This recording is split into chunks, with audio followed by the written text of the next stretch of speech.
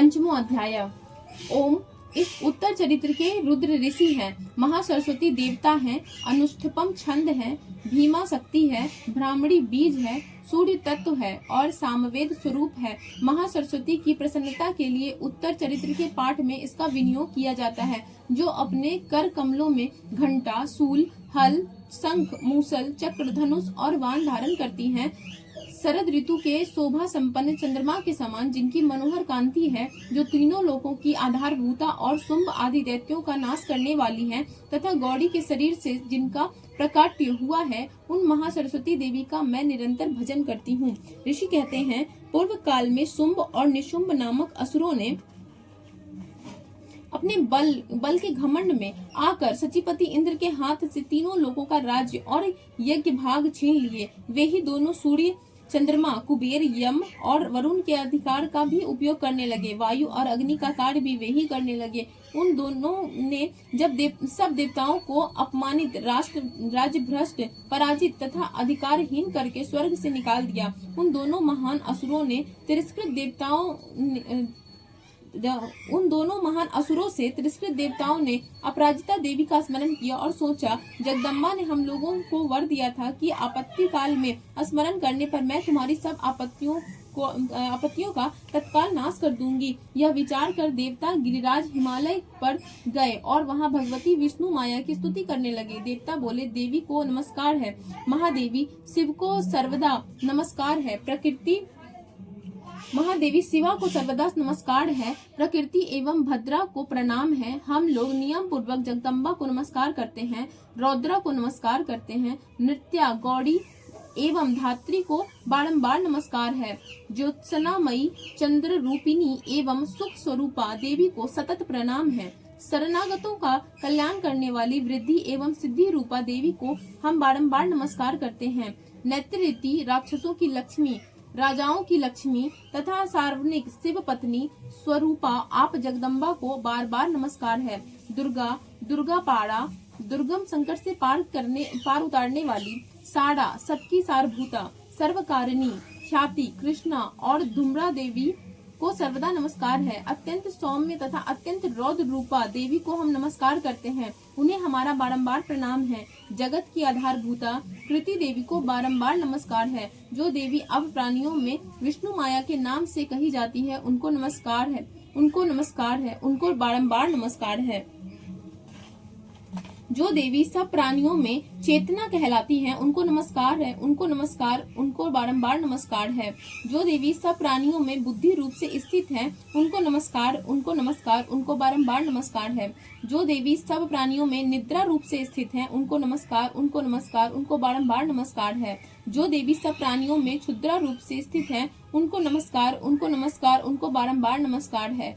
जो देवी सब प्राणियों में छाया रूप से स्थित है, उनको बारंबार नमस्कार है। जो देवी सब प्राणियों में शक्ति रूप से स्थित है, उनको बारंबार नमस्कार है। जो देवी सब प्राणियों में तृष्णा रूप से स्थित है, उनको बारंबार नमस्कार है। जो देवी सब प्राणियों में शांति, क्षमा रूप से स्थित है, उनको बारंबार नमस्कार है। जो देवी सब प्राणियों में जाति रूप से स्थित हैं, उनको बारंबार नमस्कार है। जो देवी सब प्राणियों में लज्जा रूप से स्थित हैं, उनको बारंबार नमस्कार है। जो देवी सब प्राणियों में शांति रूप से स्थित हैं, उनको बारंबार नमस्कार है। जो देवी सब प्राणियों में श्रद्धा रूप से स्थित हैं, उनको बारंबार नमस्कार है। जो देवी सब प्राणियों में कांति रूप से स्थित हैं, उनको बारंबार नमस्कार है। जो देवी सब प्राणियों में लक्ष्मी रूप से स्थित है, उनको बारंबार नमस्कार है। जो देवी सब प्राणियों में वृत्ति रूप से स्थित हैं, उनको बारंबार नमस्कार है। जो देवी सब प्राणियों में स्मृति रूप से स्थित हैं, उनको बारंबार नमस्कार है। जो देवी सब प्राणियों में दया रूप से स्थित हैं, उनको बारंबार नमस्कार है। जो देवी सब प्राणियों में तुष्टि रूप में स्थित हैं, उनको बारंबार नमस्कार है। जो देवी सब प्राणियों में माता रूप से स्थित हैं, उनको बारंबार नमस्कार है। जो देवी सब प्राणियों में भ्रांति रूप से स्थित हैं, उनको बारंबार नमस्कार है। जो जीवों के इंद्र वर्ग की अधिष्ठात्री देवी हैं एवं सब प्राणियों में सदा व्याप्त रहने वाली हैं, उन व्याप्ति देवी को बारंबार नमस्कार। जो देवी चैतन्य रूप से इस संपूर्ण जगत को व्याप्त करके स्थित है, उनको नमस्कार, उनको नमस्कार, उनको बारंबार नमस्कार है। पूर्व काल में अपने अभिष्ट की प्राप्ति होने से देवताओं ने जिनकी स्तुति की तथा देवराज इंद्र ने बहुत दिनों तक जिनका सेवन किया, वह कल्याण की साधन भूता ईश्वरी हमारा कल्याण और मंगल करे तथा सारी आपत्तियों का नाश कर डाले। उदंड दैत्यों से सताए हुए हम सभी देवता जिन परमेश्वरी को इस समय नमस्कार करते हैं तथा जो भक्ति से विनम्र पुरुषों द्वारा स्मरण की जाने पर तत्काल संपूर्ण विपत्तियों का नाश कर देती हैं, वे जगदम्बा हमारा संकट दूर करे। ऋषि कहते हैं, राजन, इस प्रकार जब देवता स्तुति कर रहे थे उस समय पार्वती देवी गंगा जी के जल में स्नान करने के लिए वहां उन सुंदर भावों वाली भगवती ने देवताओं से पूछा, आप लोग यहाँ किसकी स्तुति करते हैं? तब उन्हीं के शरीर कोष से प्रकट हुई शिवा देवी बोली, शुंभ दैत्य से तिरस्कृत और युद्ध में निशुंभ से पराजित हो यहाँ एकत्रित हुए ये समस्त देवता यह मेरी ही स्तुति कर रहे हैं। पार्वती जी के शरीर कोष से अंबिका का प्रादुर्भाव हुआ था, इसलिए वे समस्त लोकों में कौशिकी कही जाती हैं। कौशिकी के प्रकट होने के बाद पार्वती देवी का शरीर काले रंग का हो गया, अतः वे हिमालय पर रहने वाली कालिका देवी के नाम से विख्यात हुई। तदंतर शुंभ निशुंभ के भृत्य चंड मुंड वहां आए और उन्होंने परम मनोहर रूप धारण करने वाली अंबिका देवी को देखा। फिर वे शुंभ के पास जाकर बोले, महाराज, एक अत्यंत मनोहर स्त्री जो अपनी दिव्य कांति से हिमालय को प्रकाशित कर रही है, वैसा उत्तम रूप कहीं किसी ने भी नहीं देखा होगा।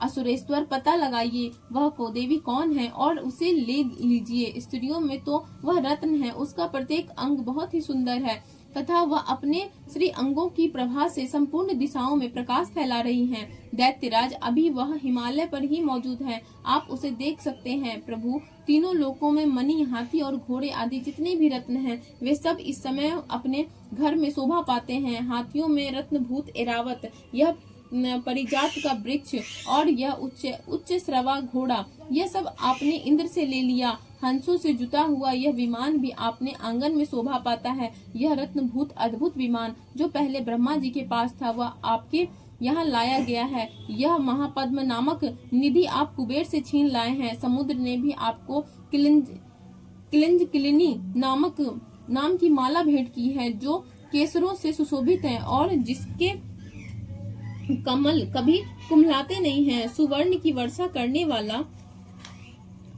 वरुण का छत्र भी आपके घर में शोभा पाता है तथा यह श्रेष्ठ रथ जो पहले प्रजापति के अधिकार में था, अब आपके पास मौजूद है।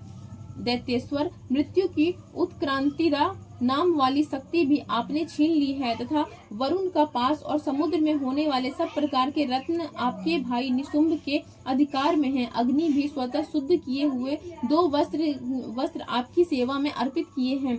दैत्यराज, इस प्रकार सभी रत्न आपने एकत्र कर लिए। फिर जो यह स्त्रियों में रत्न रूप कल्याणमयी देवी है, इसे आप क्यों नहीं अपने अधिकार में कर लेते हैं? ऋषि कहते हैं, चंड मुंड का यह वचन सुनकर शुंभ ने महादैत्य सुग्रीव को दूत बनाकर देवी के पास भेजा और कहा, तुम मेरी आज्ञा से उसके सामने ये बातें कहना और ऐसा उपाय करना जिससे प्रसन्न होकर वह शीघ्र ही यहाँ आ जाए।